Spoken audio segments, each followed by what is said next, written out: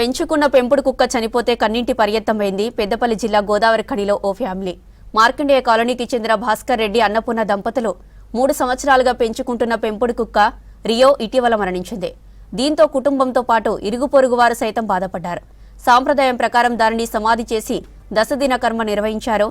పెంపుడు కుక్క ఫోటోకు పూలమాల వేసి నివాళులర్పించారు.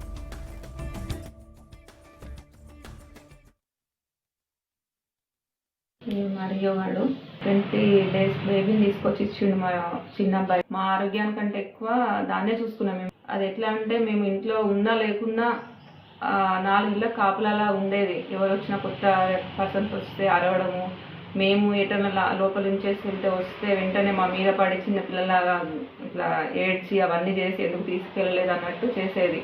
మా వారు పొద్దున్న 5కి వాకింగ్ వెళ్ళేవాళ్ళు.